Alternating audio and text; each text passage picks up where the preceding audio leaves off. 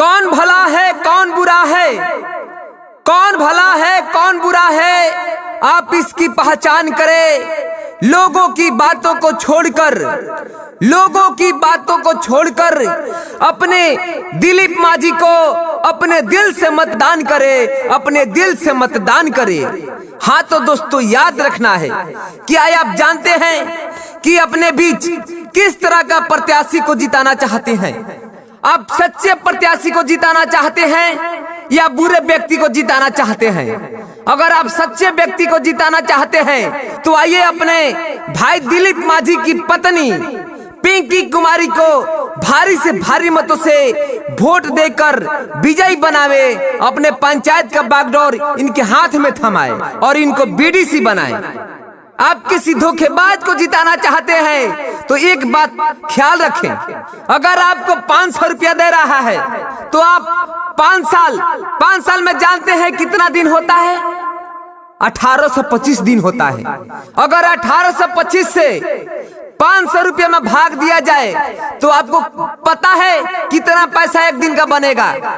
मालूम है आपको? मात्र 27 पैसा बनेगा आपका, मात्र 27 पैसा।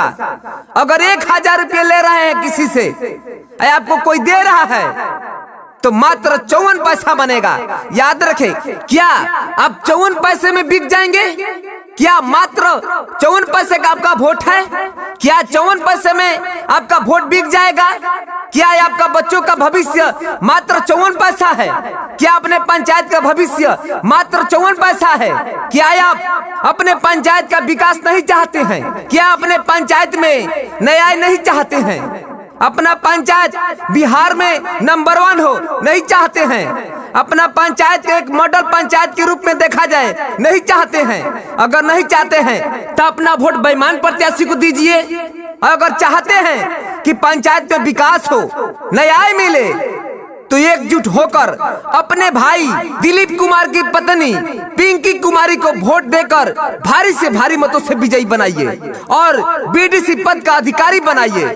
हमारी पिंकी कुमारी जी कह रही हैं, जाति धर्म देखकर मत दो वोट, वरना झेलनी पड़ेगी इसकी चोट, झेलनी पड़ेगी इसकी चोट। तो दोस्तों, किसी के झांसे में नहीं आना है, किसी के लोभ लालच में नहीं पड़ना है, किसी के बहकावे में नहीं आना है, अन्यथा 5 साल तक पछताना पड़ेगा।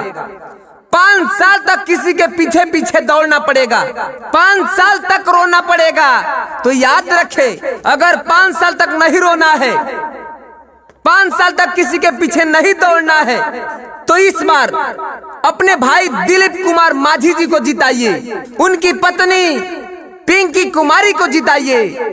आप एकजुट हो जाइए, अपने बीच सच्चे व्यक्ति को जिताइए, अच्छे व्यक्ति को जिताइए, संघर्षशील व्यक्ति को जिताइए, जो कदम से कदम मिलाकर आपके साथ चले, वैसे व्यक्ति को जिताइए।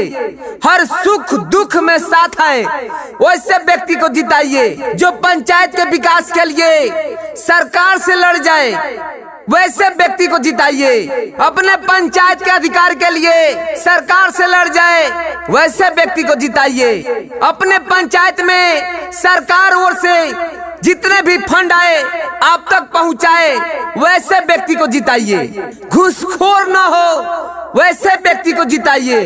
तो याद रखें, ग्राम पंचायत राज हसुआ से हम लोग के बीच, हम लोग का भाई, हम लोग का भतीजा, अपने घर का लड़का दिलीप मांझी, उनकी पत्नी पिंकी कुमारी आ चुकी हैं, जो कि ईमानदारों में से एक ईमानदार है।